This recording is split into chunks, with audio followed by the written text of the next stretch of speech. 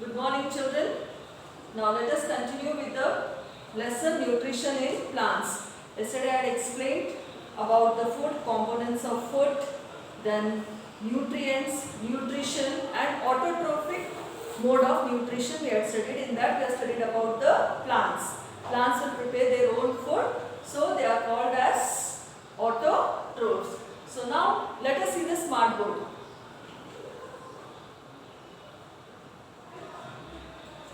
Food is the fuel for living organisms. It has many modes of nutrition in plants. In this module, you will learn about the autotrophic mode of nutrition in plants.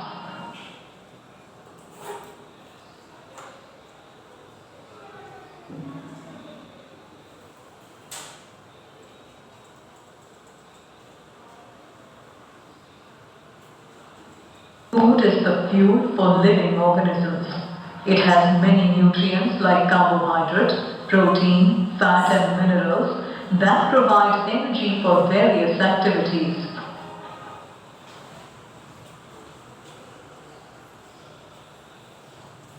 The mode of obtaining and utilizing the food is known as nutrition. Different organisms have different modes of nutrition. Based on the mode of nutrition, organisms can be classified into two categories, autotrophs and heterotrophs. So already we have learned two types of modes of nutrition, autotrophs and heterotrophs. Autotrophs are the organisms that can make their own food by utilizing inorganic materials such as carbon dioxide, water and sunlight. Green plants are the example of this category. So all this I have explained you yesterday. Just see the smart board. Okay. Green plants contain a green pigment called chlorophyll in their cells.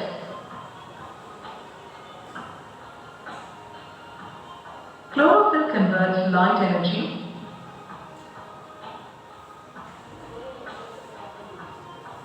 to chemical energy.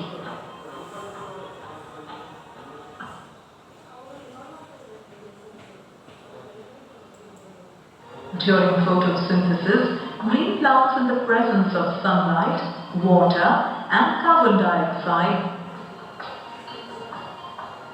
prepare starch and release oxygen as a byproduct into the atmosphere.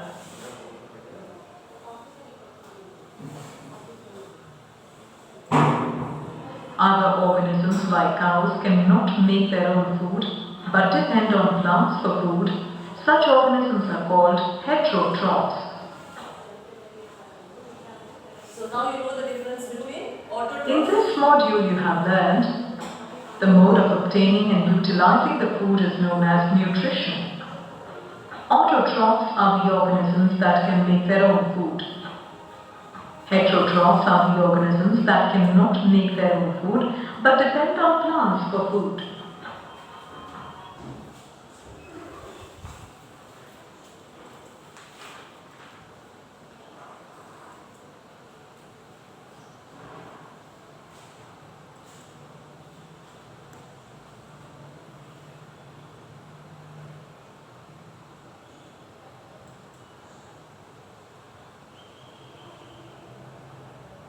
So today we will study about the heterotrophic mode of nutrition.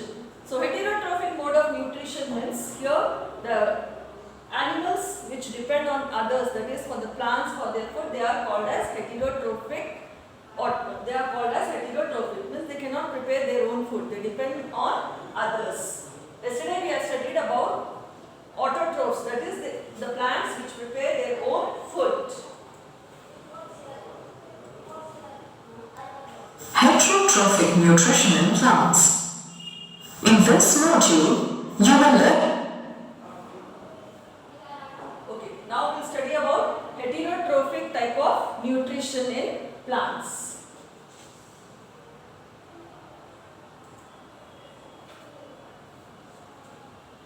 So many plants, what happened? They lack the chlorophyll and they cannot prepare their own food. Only those plants which have chlorophyll can prepare their own food. Such plants derive nutrition from where they get the, how they get the food and all? They get from the organisms directly or indirectly. This type of nutrition is called as heterotrophic type of nutrition.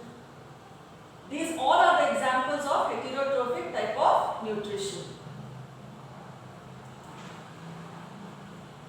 So here there are four major types of heterotrophic nutrition. These are insectivorous, parasitic, saprophytic and symbiotic.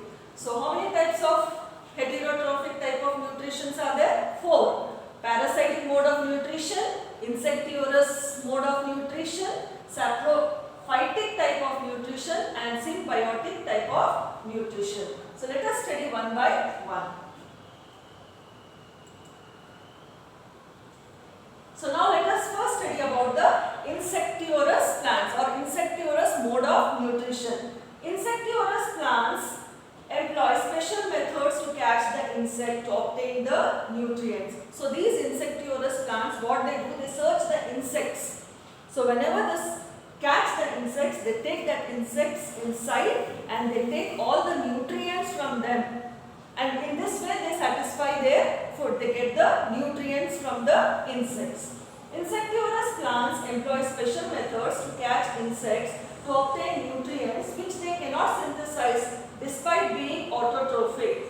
For example, Venus flytrap and picture plant. So this is Venus flytrap. Though it is green in color, but still it cannot prepare its own food. It depends on others for their food.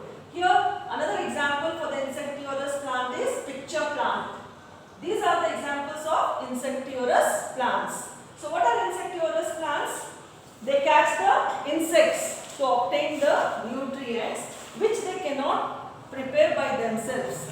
So they are already autotrophic, but still they cannot synthesize, they cannot get the nutrients. So what they do? They take it from the insects.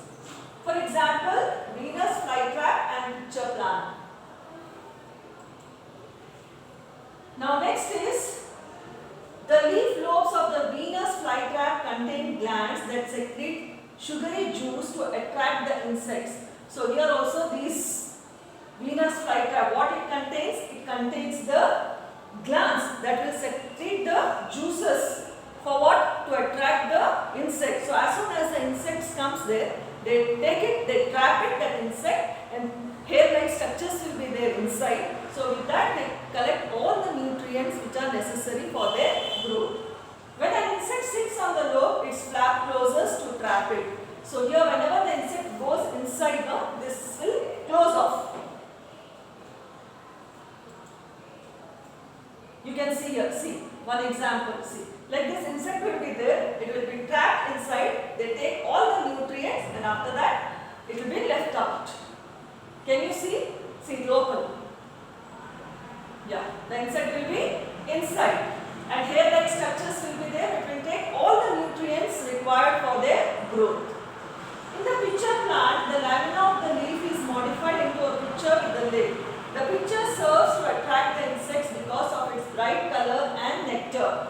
The lid closes as the insect enters the picture to look for more nectar.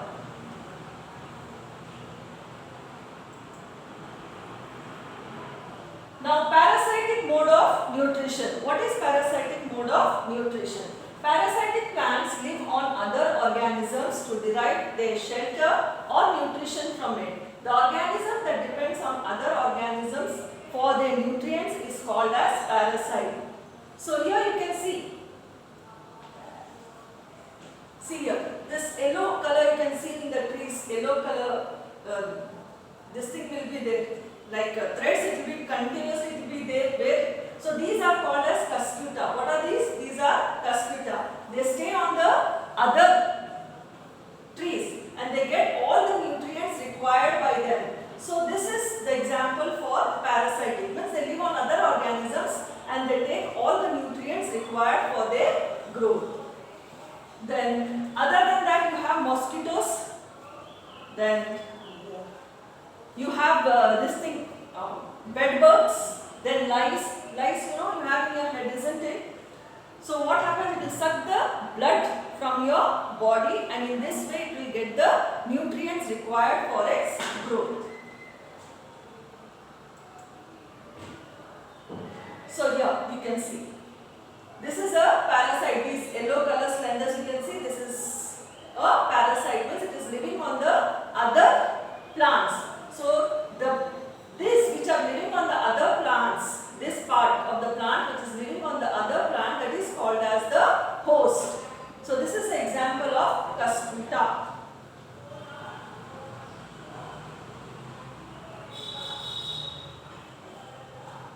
Now again here you can see, this is a parasite and this is a host. This is an example of Dendropomone.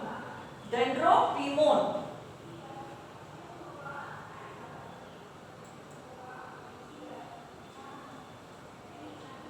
So these are also the examples of parasitic plants, means host and the name of the plant. Now coming to the next type of mode of nutrition, that is saprotypic mode of nutrition. So in saprophytic mode of nutrition, what will be there? Here the organisms, saprophytic plants do not have green color and they receive the food from the dead and decomposing bodies. Example, mushrooms, means what you might have seen. Bread you have seen? Okay.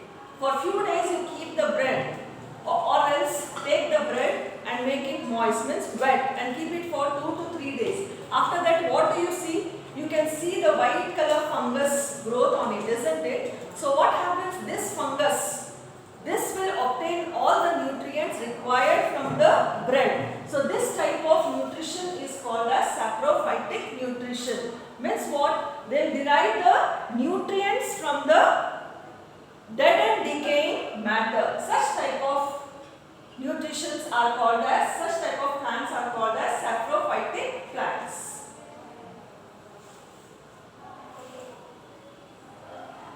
Now the next example is lichen. So in an association between two organisms where both the organisms mutually benefit and gain from one another is called. This is an example for next type of mode of nutrition, that is symbiotic mode of nutrition. So I said you there are 4 types of modes of nutrition. One is parasitic, another is insectivorous, then saprophytic, then the last one is symbiotic mode of nutrition. So in this symbiotic mode of nutrition, both the shelter and the nutrients are shared by one another. This type of nutrition is called as symbiotic nutrition. So the example for this is lichen on rock. So what happens here?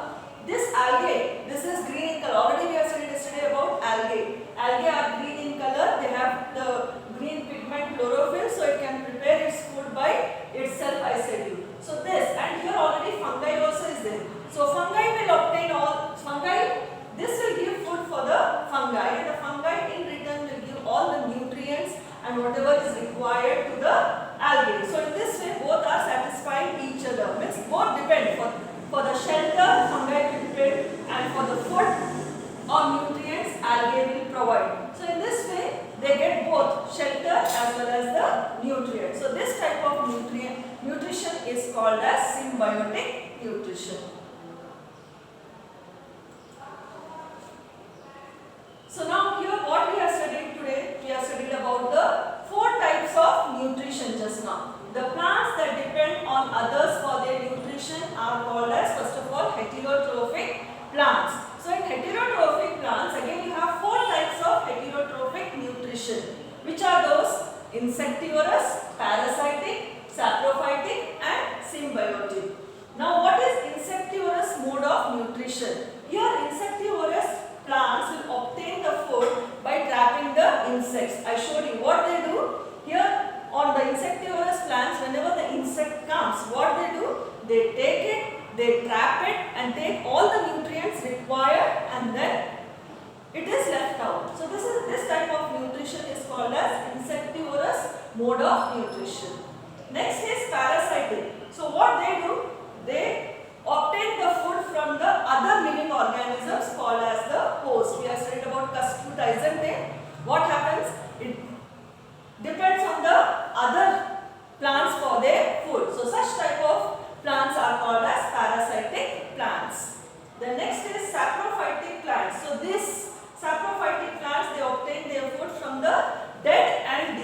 bodies. I said you fungi.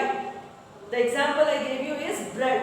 Not other than bread also, in the pickles or the leather shoes and all in the rainy season, what happens? When you keep it in the rain continuously, when it is getting wet, it will start germinating and you can see the white color patches on this. Even the pickles, when it is not stored in the refrigerator and all, if you keep it out for a few days closed and all, you might have seen the white color fungus growing, isn't it? So this saprophytic plants, what they do, they obtain the food from the dead and decaying bodies. The last type of nutrition is symbiotic plants. So these will obtain the nutrition with other living organisms. So they have mutual understanding. So one will provide the shelter so that the other will provide the nutrients. For this example, what we have studied is leeches, isn't it? So these are the 4 types of modes of nutrition what we have studied. Now next.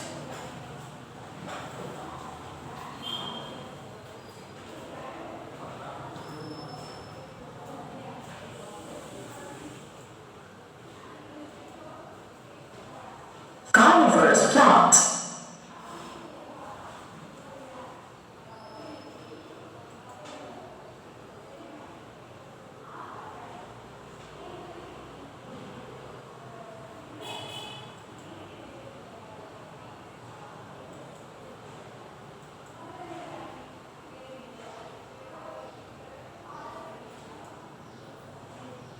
Let us see a few more examples about the saprotrophs. Saprotrophs. In this So here we learn about the saprotrophs.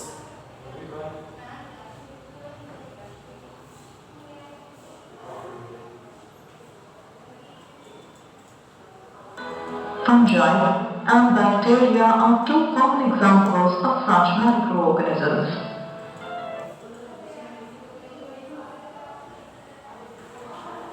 Saprotrophs. In this module, you will learn about saprotrophs. Nature provides us with certain microorganisms that help decompose dead organic matter. Fungi and bacteria are 2 common examples of such microorganisms. So what are fungi and bacteria? These are the microorganisms. So now we are going to study about some more examples of saprotrophic type of nutrition. In the process of decomposing, microorganisms also obtain their nutrition from dead organic matter. This mode of obtaining nutrition is called saprotrophic nutrition, and such microorganisms are called saprotrophs. So the Let organisms. us now learn about bacteria and fungi briefly. So the organisms which obtain the food from the dead and decaying matter, they are called as saprotrophs. Now fungi and algae. What are these fungi and algae? These are the microorganisms, but still they need the food. So all the living organisms on the earth need food, isn't it? So they too derive the nutrients from the dead and decaying matter. Okay. Bacteria are unicellular microorganisms that are shaped like spheres, These are Raw. bacteria. commas, or spirals. So what are bacteria? These are also type of microorganisms. In bacteria also you have different types of shapes of bacteria. So you will study about this in your higher classes. Fungi have thread-like structures called hyphae. A network of these hyphae is called mycelia. Saprotrophs release enzymes that break down the complex substances of dead organic matter to form simple nutrients. Do you know that saprotrophs can be beneficial as well as harmful? Certain saprotrophs cause diseases in both plants and animals. Fungi cause plant diseases like wheat rust and potato blight, and animal diseases like athlete's foot and food poisoning. So you might have heard avoid food poisoning. And this is caused by what? Because of the fungal diseases in plants and animals. Saprotrophs play a beneficial role in the ecosystem. They are critical to the functioning of every food chain. They help to decompose dead organic matter and release nutrients back into the soil.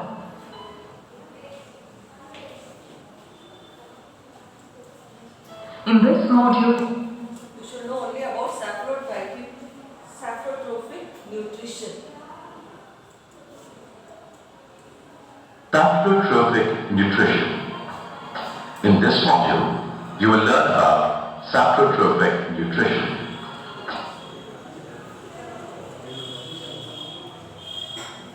How is this mushroom growing? Can it manufacture its own food? You might have seen the mushroom. If you have not seen, you see it will be like this, like umbrella shape.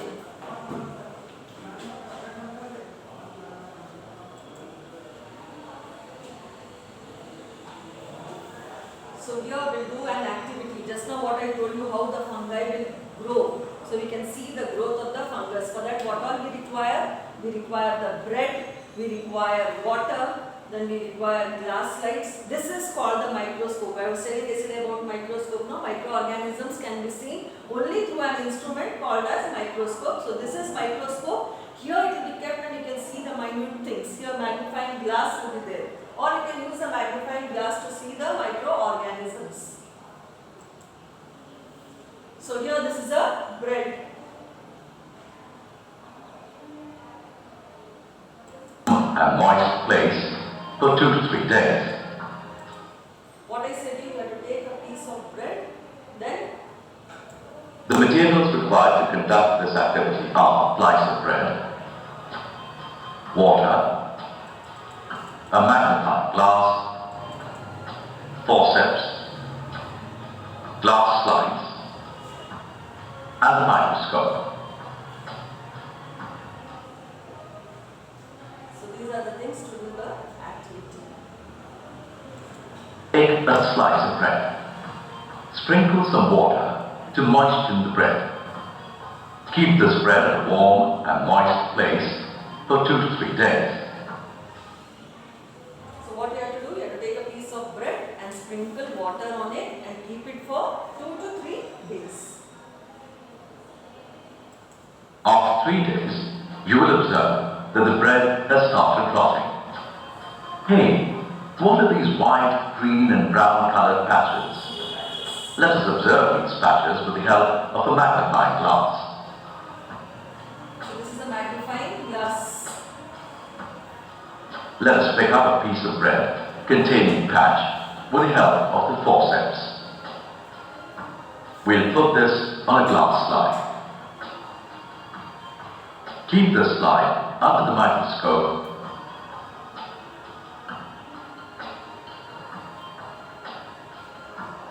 and observe carefully.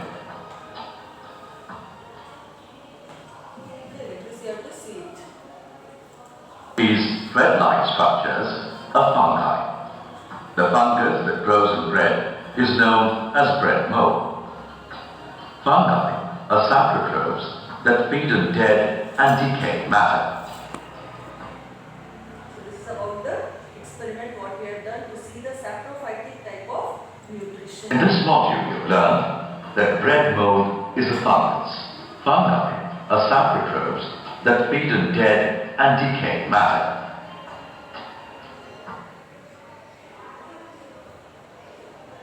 This bread mold is what? It is a fungus.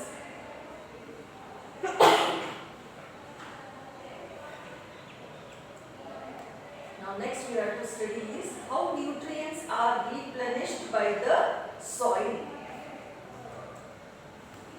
replenishment of nutrients in soil. In this module, you will learn how soil is replenished with nutrients. So here in this module you will see how the soil is restored with the nutrients.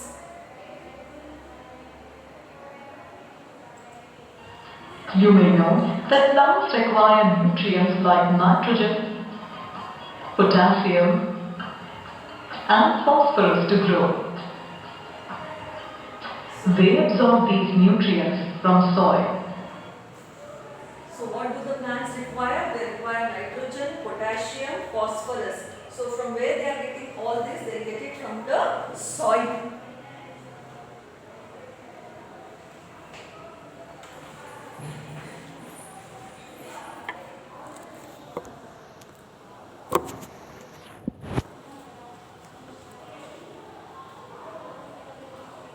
So plants get the nitrogen, potassium and phosphorus from the soil.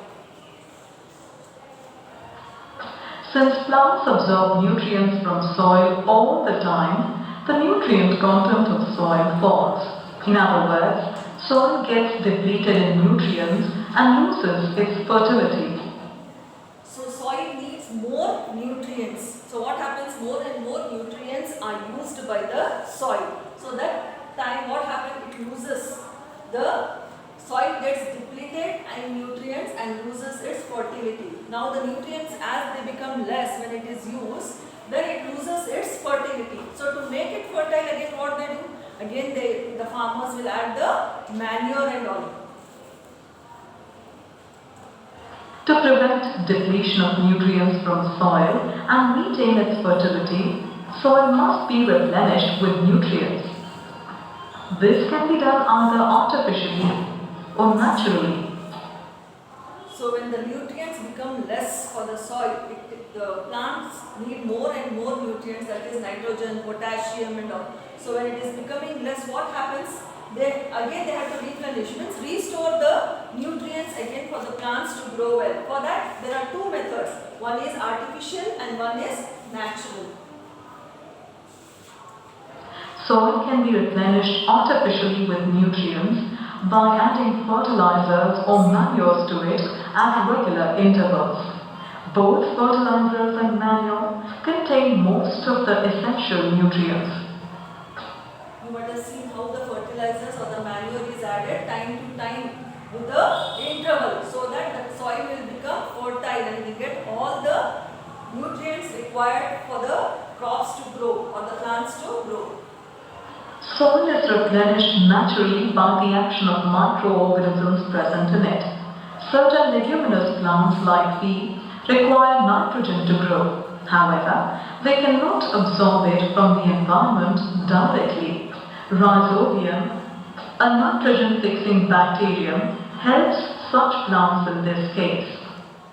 So the weed plants, legumes, what happens? They need more nitrogen. So there is a bacteria by name ribosome.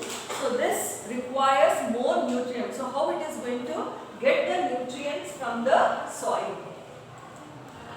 Rhizobium absorbs pre-atmospheric nitrogen and converts it into a soluble form, nitrate, which leguminous plants can easily absorb from soil. The plants in turn provide shelter and food to the bacteria. Note that such a relation in which two organisms are mutually benefited is called a symbiotic relationship. So we have studied what is symbiotic relationship means. One of the organism will provide shelter, another will give the nutrients required. So here for the rhizobium, what happens? The rhizobium will take the nitrogen and make it into usable form. So the plants can grow or plants will get the nitrogen required. So each other, they are mutually benefited. So this type of organisms are called as symbiotic or symbiotic relationship. The relationship between two organisms where both are mutually benefited are called as symbiotic relationship. In this module you have learned, plants need nutrients to grow. Since plants absorb nutrients from soil continuously, soil gets depleted in nutrients. The nutrient content of soil is replenished by artificial and natural methods. So here we have studied about how the nutrients are restored in the soil. So plants need the nutrients to grow. So how they get the nutrients? They will get it from what all they need? Nitrogen, potassium, phosphorus, all these they need. So since plants absorb the nutrients from the soil continuously, what happens? The soil will get depleted. That means the nutrients will become less in the soil. So again, to make it nutritious, what is the method to be done? There are two methods. One is artificial and another one is natural. So here, time to time the manure is added to the soil and the soil will become fertile and the plants are able to grow. For that, one such example what we have studied is rhizobium, which is a bacteria. What it does, it takes the nitrogen and it makes it usable and the plants are able to grow. So now here we have completed the chapter nutrition in plants. So today we have studied about the other modes of nutrition in plants. That is 4 types of other modes of nutrition. That is parasitic, insectivorous, saprophytic and symbiotic. And we have studied how the soil is restored in the plants. Okay. So now, yesterday I had sent you all the definitions to write. Isn't it 6 definitions I have sent? What I had taken yesterday only.